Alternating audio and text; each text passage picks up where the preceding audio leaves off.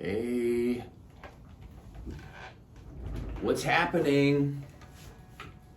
Fran Capitanelli, totally into the sound.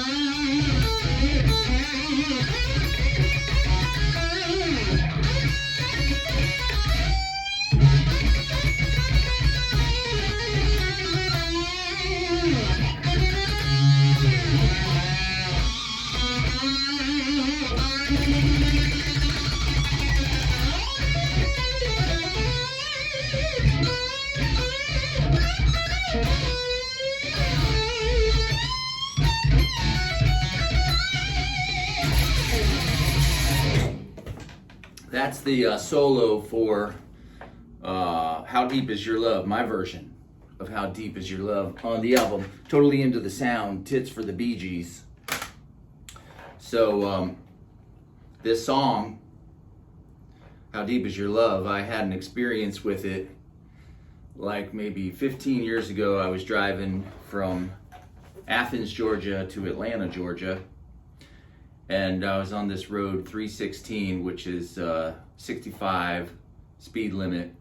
So I'm doing 70-ish, and I've got my windows cranked down on my truck, and I've got How Deep Is Your Love cranked up as high as it goes. It's like midnight in the summertime, and I'm having this like out-of-body connection with the song, where I'm just lost in it, driving, and I see a yellow light. So I gotta come to a stop, and I guess, my usual reaction when I come to a stop is to turn the volume down so I can hear myself think. But since I was lost in this moment, I kept it cranked. I'm sitting there at the light, and I feel a car pull up next to me. And I'm having to decide in this microsecond, am I turning the song down? Am I going to turn my back on my brothers during their moment of triumph on my brain?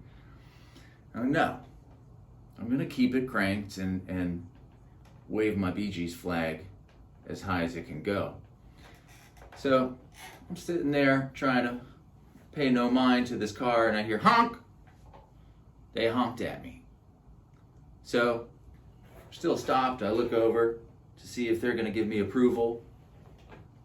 And they give me nothing. It's just like a deadpan look. It's a couple. They're in an old Cadillac. It was like they were in a time warp. It was the oldest Cadillac that you could have and still be on the road driving. And they were a young couple, but dressed like they were from the 50s. He had like greased back hair, and she had the ponytail. They must have been like into the swing movement or something, I don't know. But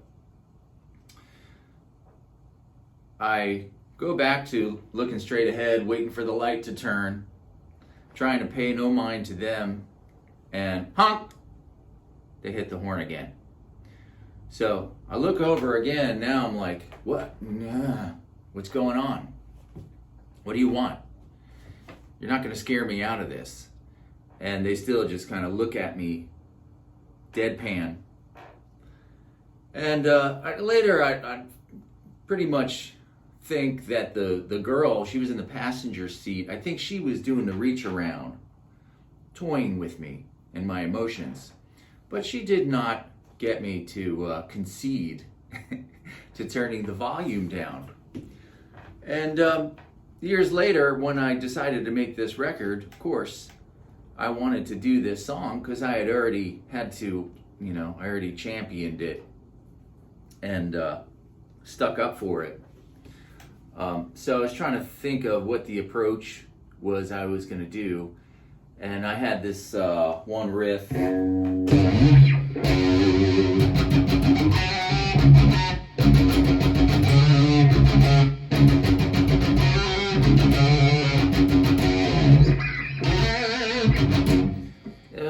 a funky riff, so I was like, oh well, I'll do it in that way, because I am a sucker for rock guitars with funky drums. Funkadelic, the song Baby Love by Mother's Finest was I like the feel, use that feel in this song. Of course, you got like tons of Aerosmith and Zeppelin songs that are on that side of the tracks. And the kings of funky rock music are the Red Hot Chili Peppers, bro. Come on. And this album in particular, Freaky Styley, is one of my all-time favorites. Probably one of my 2 top most listened to albums. This one and Miles Davis in a Silent Way. I don't think I've listened to any other albums more than those 2. This one, you'd be hard-pressed to find a bigger Chili Peppers fan than I was when this came out back in those days. From 86 to 91, I saw them like 25 times. I have a million Chili Pepper stories that I'll share with you at another time, but they don't really tout this album as being one of their finest moments. They kind of downplay it like they missed the boat, but really it's super cool, very classy, produced by George Clinton with all of his signature hallmarks, great vocal arrangements, and there's great horn arrangements, and it's full of chants.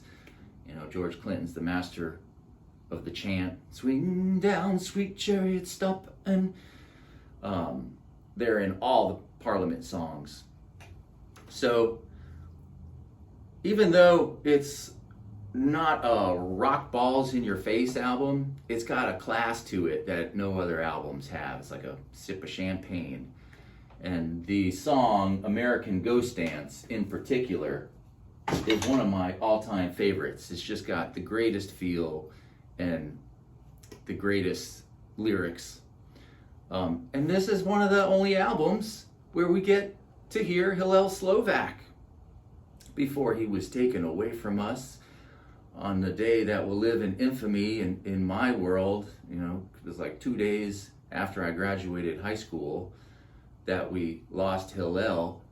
So like half of the shows that I saw were with Hillel, and then the other half were with John Frusciante, who does a version of How Deep Is Your Love by himself in the front of a stadium, inside of a stadium. But once they got so big that they weren't face to face with me while I was watching them, I'm seeing their set list written on a paper towel, and they went to arenas. The last time I saw them was in an arena with Pearl Jam and Nirvana opening up. Nirvana was #1 on the album charts with Nevermind, and Blood Sugar was like #3. And that was just the most killer show. I was like, that's that. I couldn't be going to stadiums after that. And I had to release them from our contract together, but I still love them, and I still cherish these albums and go back and listen all the time. So when I was putting this song together in this way, I had all these parts that I was stringing together. The first part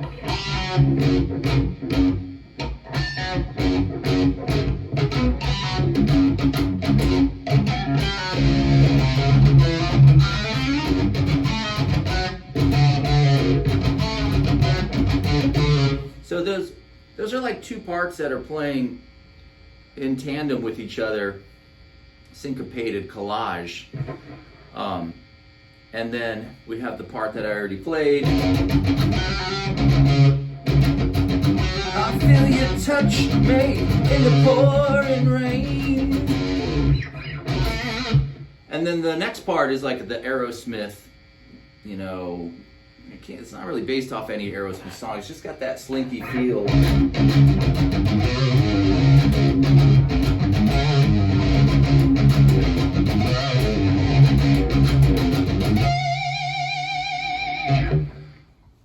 and it's me to show how deep is your love. And we got the chorus.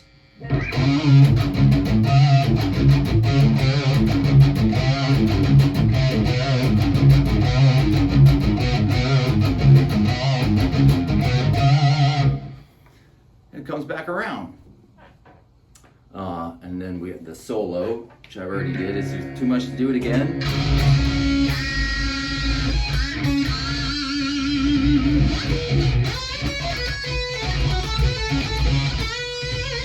Shot.